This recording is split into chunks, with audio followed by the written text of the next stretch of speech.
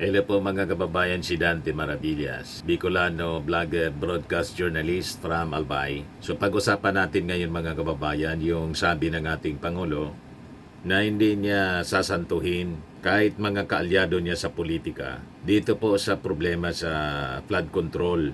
Kasi pinapaimbestiga na niya ang mga sangkot sa mga palpak na flood control projects na siguro karamihan po ghost project. Matindi po. Ito yung rason kung bakit kahit bilyon-bilyon na pondo na mga kababayan ang inallocate, lalong lumala yung problema sa pagbaha. Ang binabaha kasi po yung mga bulsa ng mga opisyal. Bumaan ng bilyon-bilyon na kwarta. Sabi ng ating Pangulo, may mga pangalan niya ako. Yan inis na yung ating Pangulo. I have names of those responsible for flood control mess. Yung Congress po, nagsasagawa ngayon ng investigation. But before ko ibigay sa inyo mga kababayan yung full story ng balitang yan, para mapag-usapan natin po, click subscribe muna dito sa ating YouTube channel and hit the notification bell para lagi po kayong updated sa mga kaganapan dito sa ating bansa. At saka, dito muna pala tayo mga kababayan sa ating joke time portion para lagi lang tayong masaya kahit punong-puno ng problema, di ba? Padala to ni Polbes A. Los Viminda. Ang eksena po nasa jeep, siksikan yung jeep ng mga pasahero. Ngayon may biglang nautot.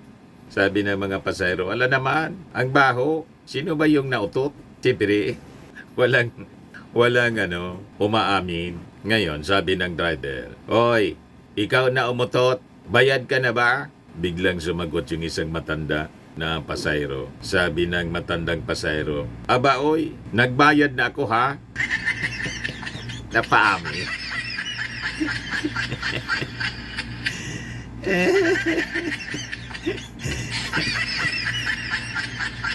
Napaamin bigla mga kababayan. Nag-react kasi. Nalito.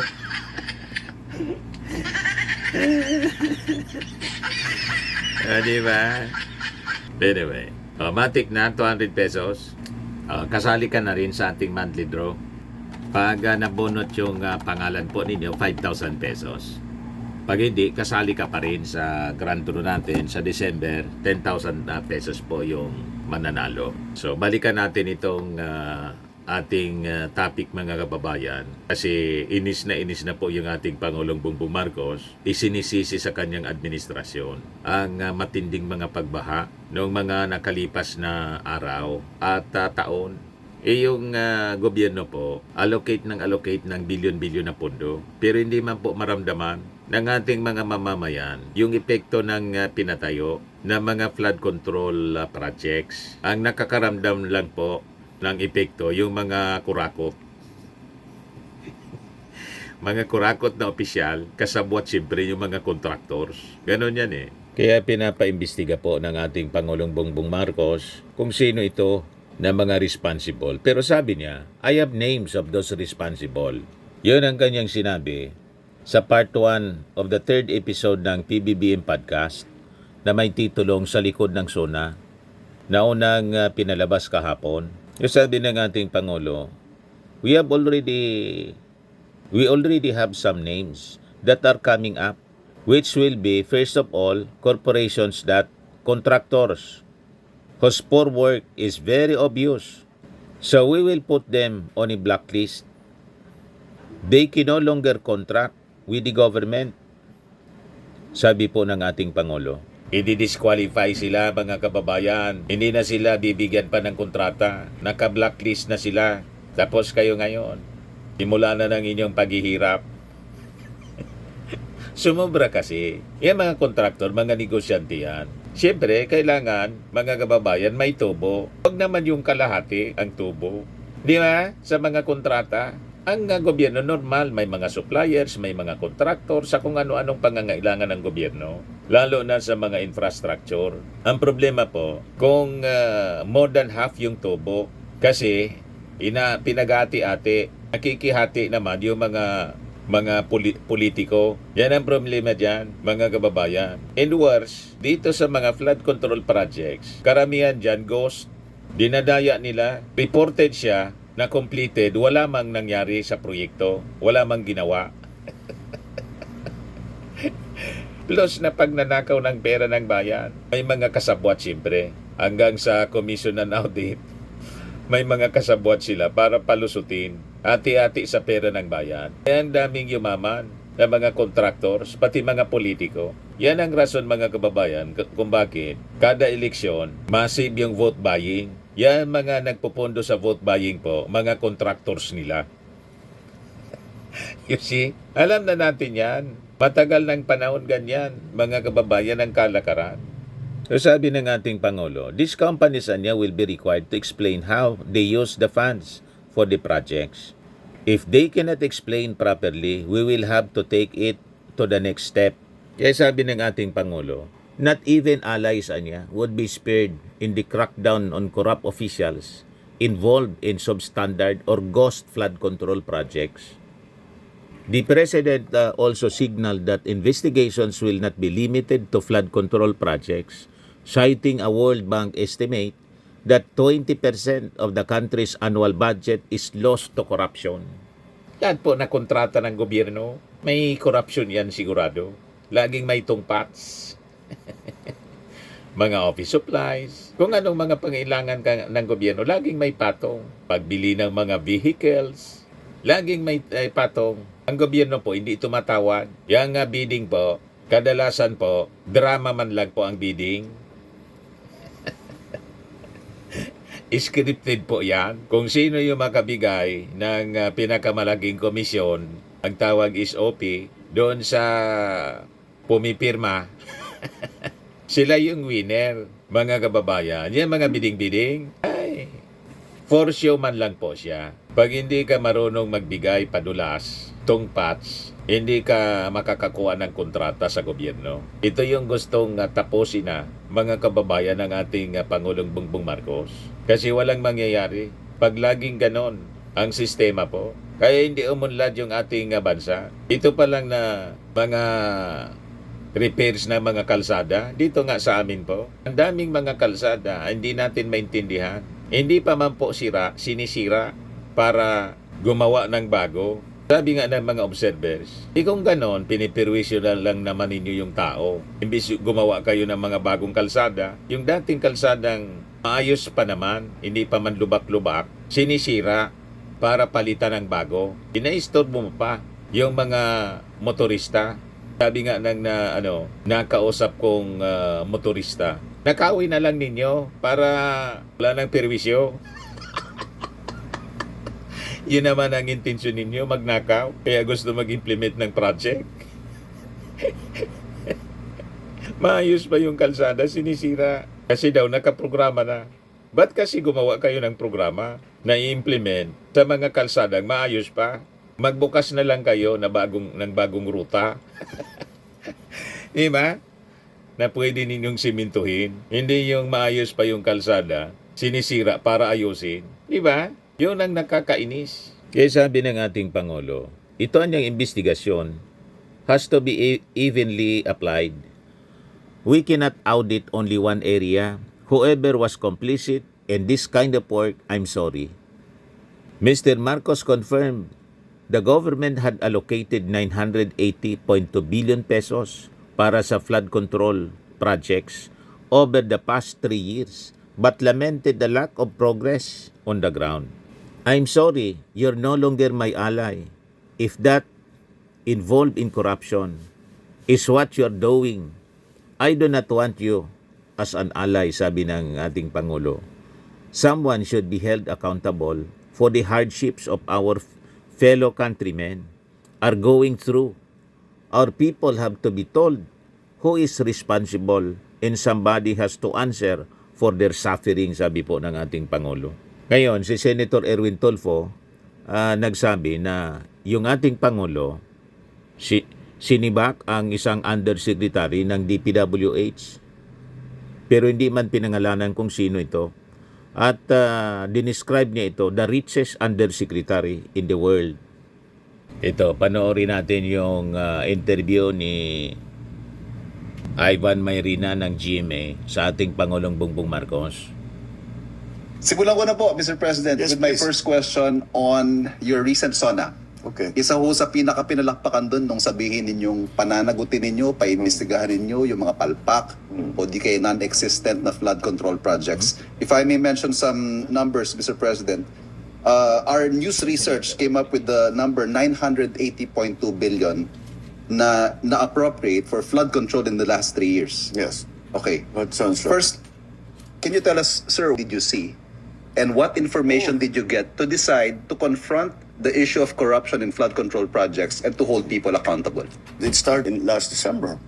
Nung umiikot ako dahil nga sunod-sunod yung bagyo at nakikita natin kung talagang napakabigat ng ulan. Nung nangyari na naman itong bagyo ngayon, pagpunta ko, nakita ko hindi nagagawa. Akala ko ba meron tayong linagay dito? Hindi pa naumpisa, whatever. Yun, the usual excuses. Kaya sabi ko, kalukuhan na ito. Hindi ginagawa ang trabaho. Tapos Matindi po. pupunta ka sa evacuate. Makikita mo yung mga tao, dikit-dikit, nagsisiksikan dun sa loob. Lalo na yung mga bata, natutulog sa simento, sa gym. Mainit, mabilis magkasakit, magkahawaan. Di natin ginagawa dapat ito sa kababayan natin. Kasalanan na ito. And then you said, kayo, palakpakan ho sila, standing ovation. Oo nga. Pero sino ho nga ho bang pinatutungkalan ninyo dito, Mr. President? They know who they are. Meron naman dyan talagang mga notorious. Matagal ng ganito ang ginagawa. I'm sorry, but they will have to account for their actions and they will have to account for the expenditures that they have made na hindi natin nakikita kung ano yung naging resulta. Sa ngayon ho, warning, ito yung order to conduct an audit, to hold people accountable. Ang tanong ho siguro ngayon, is President Marcos going to crack the whip, really crack the whip on those responsible? The key is to fix the problem.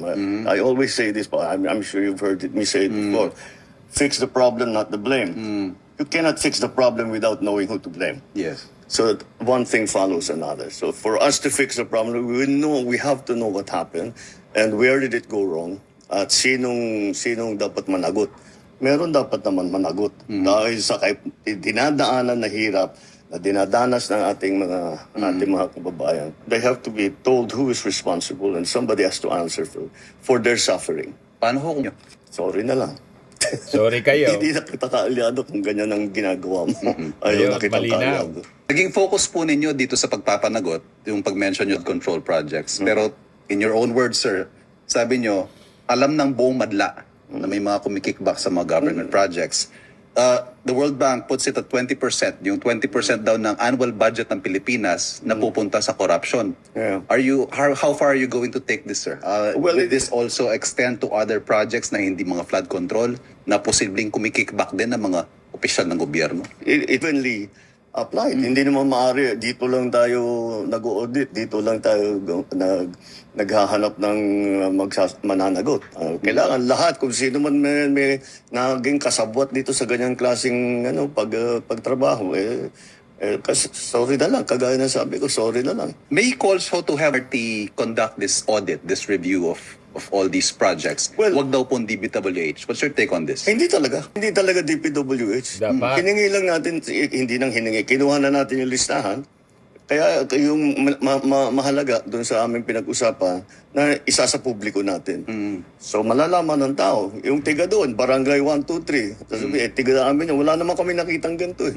Di isumbong nila. So that applies to all of the Rimate na the ba? projects that will happen. I'm sure marami magsusumbong dyan. We already have some names coming up that will be, first of all, corporations that mga contractor na talagang kitang-kita na hindi magandang trabaho nila.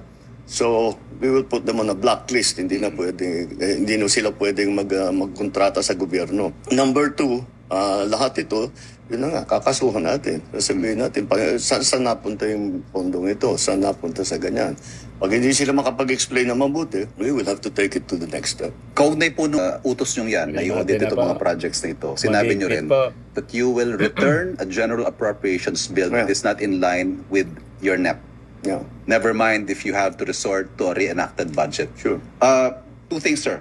One, this early, Senate President Cheese is saying na hindi pwedeng hindi galawin ng Senado ang budget o ng legislature ang budget. We have the power of the purse.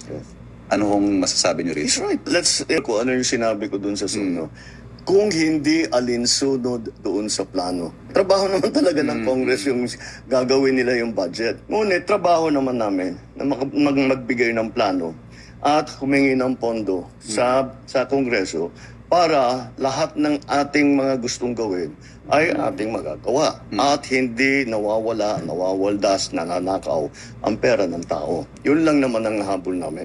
But that's the process. The process is the executive, the offices under the executive department make a budget request. It is then transmitted in the NEP to the Congress. Tapos susuriin na ngayon yan. Meron sasabihin, yung mga changes na Ang gano'n. tinutukoy niyo po yung mga lang insertion na tatanggalin dito, lilipat sa ganyan. Yung pinakamalaking naging problema, yung foreign assisted, tanggal halos lahat ng funding. So, kailangan natin ibalik yun dahil importante yung mga foreign assisted projects. At saka sinisira pati yan ang reputation natin. Yes. And the worst part of this all, yung napupunta, kuminsan yung mga project na hindi maganda, napupunta sa unappropriated. Ano yun? Utang yun. Nangungutang tayo para mangrakot itong mga ito. Sobra na yun. Sobra Secondly, I said there are Sobrang 2 points related to pangungulak this ako. question, sir. Are you prepared to reenact a budget? Oh, yes. Hindi na ho siya responsive sa mga plano ng administrasyon ninyo? Well, yes, I'm willing to reenact the budget if that's what we'll have to do. Since I made it already, I made New Year's Day the hard deadline. I'm sure we will find it. I'm sure we will find a way. Maganda yung mga reactions ng mga tao. Sabi ni Cheska Rivera, grabe. Saludo ako sa tapang ni PBBM. Diritsaan niyang kinakalaban ang katiwalian. Sabi ni Lucas Torres, good job sa transparency. Sana magtuloy-tuloy. Sabi ni Trisa Dawn, walang takot magsabi ng totoo si BBM. Iba talaga pag may malasakit sa bayan. Sabi ni Tristan Gay, or Guy, panoorin niyo po guys, very eye-opening ang topic. Sabi ni Jessa G, pusong Pilipino, isip moderno. Ganyan dapat ang leader. Sabi ni Ramon Dizon, ganda ng mensahe, diretso at malinaw. Sabi ni Francine Ispanula, salamat PBBM sa tapang laban sa katiwalian.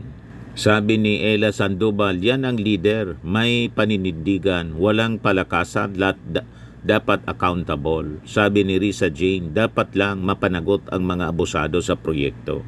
Sabi ni Jose Ramon Villanueva, tama gid si BBM, dapat may accountability, gag transparency sa tanan mga proyekto para hindi masayang ang kwarta sang pumuluyo. Sabi ni Sabor Sin, dapat lang may warning sa mga abusado. Kawawa ang mga tao pag binaha. Sabi ni Hope, mabait nga si PBBM pero matalino at kita nyo naman napakulong ang kriminal at may susunod na mananagot at ipapadala abroad. Wait nyo lang. Sabi ni Life Hacks, transparency wins. Sabi ni Didi, sa bawat salita mo, PBBM may dalang liwanag sa bayan. Sabi ni Dylan, suporta kami sa imo kampanya kontra katiwalian. Sabi ni Fanby, thank you for your commitment to transparency and accountability. Sabi ni Juliet Domingo, malaga to para sa kapakanan ng mamamayan. Sabi ni AAL Gaming, more episodes like this please. Sabi ni Syla Santiago, dito makikita ang tunay na malasakit ng Pangulo sa ating bansa. Sabi ni Dulce Santiago, mabuhay ka PBBM, salamat sa matapang na paninindigan kontra katiwalian. Sabi ni Triple K, thank you for providing such a valuable public service. Sabi ni Luz Basco, tamang direksyon po to, suportado ka namin. Sabi ni Drake Martin, tuloy lang po ang laban para sa maayos na gobyerno. Sabi ni Hershey Joyce Manansala, salamat PBBM sa pagiging bukas at tapat. Sabi ni Nature's Outlook, saludo sa malasakit ni PBBM sa bayan. Sabi ni Maris Montes, mahusay ang diskusyon. Sabi ni P. Landok, panoorin niyo po ito, napakalinaw ng intensyon ni PBBM na itama ang sistema. Sabi ni Jovelyn Peralta, dapat lang matigil ang pananamantala sa proyekto. Sabi ni Burger Lover, yes, dapat may accountability grid. Sabi ni Chinese Movies, transparency and leadership, PBBM is on the right track. Sabi ni Carmator Solid, salute to PBBM for standing firm against graft and inefficiency. Sabi ni Miguel Pomoy, ang galing ng pagka-explain sa podcast, napakalinaw. Sabi ni Speed Street, at least may plano si PBBM para iwas korupsyon sa mga projects na dapat makatulong. Sabi ni Renz Cruz, saludo ako sa paninindigan ni PBBM laban sa korupsyon. Diba? Lahat positive yung mga reactions. Appreciated ng ating mga mamamayang Pilipino ang kampanya ng ating Pangulong Bongbong laban sa korupsyon. Kahit mga kaalyado, pag nadiskubre na yung mga kaalyado sangkot dito sa flood control mesh, hindi na niya tayo magkaalyado. Umanap na kayo ng kaalyado ninyo. Ano pa man, yung ating Pangulo na, and will end ng kanyang presidency sa 2028. O di hindi kayo kaalyado. Wala nang paki yung ating Pangulo. Ang gusto lang ng ating Pangulo, ayusin yung ating bansa. O ngayon, ito yung investigasyon na ginawa ng Congress kahapon. Sabi dito, the Department of Public Works and Highways Secretary na si Manuel Bunuan described as preposterous. Bloggers claim that 800 million pesos worth of flood control projects had been cornered by 6 lawmakers. Naitanong kasi siya, pakinggan natin mga kababayan, yung hearing kahapon. Actually, the political blogger that you've given me, Your Honor.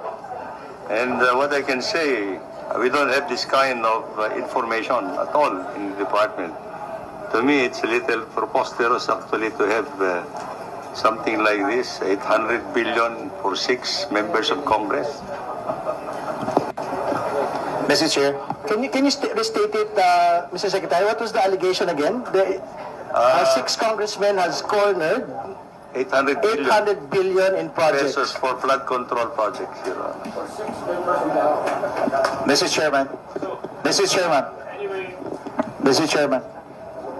can we ask the Secretary to make a categorical denial of the statement made by that blogger in social media in this committee? Mr. Chair. It is actually now that it is now open for me to respond, Your Honor. What I'm saying is that we don't have any specific record of this kind of allocation for the 6 congressmen that has been put into the... And can you mention the responsible blogger or a responsible blogger who made that allegation, Mr. Chair? I don't have anybody. Did not say. Yeah. I think it's a page, Mr. Secretary, being circulated today. So, Mr. Chairman, I would just like to thank the good Secretary for at least clarifying that point, no? Kasi, alam mo, unfair talaga eh. I mean, we need to get, our facts. We need to get the truth, especially when we're trying to investigate issues and problems that affect the country. Now, if there are malicious people who want to take advantage of this by throwing out fake news, fake posts, meant to malign and destroy the good name, hindi po pwede yun. Walang lugar po sa atin yon, at higit sa lahat, hindi po tama yon. Malamang ang nagpakalat naman po, DDS vlogger. Diba? Gusto nilang gamitin itong utos ng ating Pangulong Bongbong Marcos na mag-imbestiga dito sa mga problema sa flood control para guluhin yung objective ng ating Pangulong Bongbong at pag-away-awayin ang mga nasa administrasyon. Divide and conquer eh. Diba? Ganon ang strategy po. Sa mga naghanap ng malinis and spacious fitness gym, pumunta lang po kayo sa aming Colossal Fitness Gym. We also offer Grab Car Rental with our brand new 2023 model ng Toyota Innova. We also accept booking for those who are planning to travel via PAL, Cebu Pacific, and other airline companies, local and international, and bills payment for Meralco Bills, PLDT, Aleco Bills, etc. Ang Colossal Fitness Gym is located at 3rd floor Security Bank Building, Landco Business Park, Legazpi City, Albay. For inquiries, look for Chilon Maravillas. Contact number 0966-802-0949. Yan yung aming Innova. Lagi na pong matao sa amin. Pati mga foreigners po, tingnan ninyo. Mga British tourists sila. Ang lalaki ng katawan na, mga kababayan, nag-gym sa amin. Ito naman po, Indian National. Ito mga mga European sila. Ito naman yung bago naming product na binibenta online, Eye Glow Serum. Whitening po siya galing sa South Korea. Tingnan ninyo yung epekto sa aking anak na architect entrepreneur, Riz Maravillas. For inquiries, look for Riz Maravillas on FB. Ito naman po yung Firmax Firming and Lifting Cream. Pinapahid po ito sa mga pulses and affected area. Mainam po ito sa mga pains at paninigas ng mga kaso-kasuan. Ito po, Automax Radiant Serum. Sa mukha naman yung application. Anti-aging po siya. You will look 10 years younger than your age. Ito naman po yung bagong product na binibenta namin online. I Am Worldwide Amazing Pure Organic Barley Powdered Drink Mix from Australia. Endorsed by cancer survivor, actress Maritoni Fernandez. Pwede kayong magnegosyo nito mga kababayan. Kontakin ninyo yung aking anak Riz Maravillas para sa business orientation. Pati coffee po. Mag-online seller po kayo tulad ng aking anak na architect entrepreneur para gumanda ang buhay. May travel incentives po sila. Malaki po itong company mga kababayan. I Am Worldwide Corporation. Tingnan naman ninyo mga kababayan. Marami kaming stocks po, kaya mag-message na lang kayo for your orders. Yan, tingnan ninyo. Napakagaling ng company, mga kababayan. I Am Worldwide Corporation.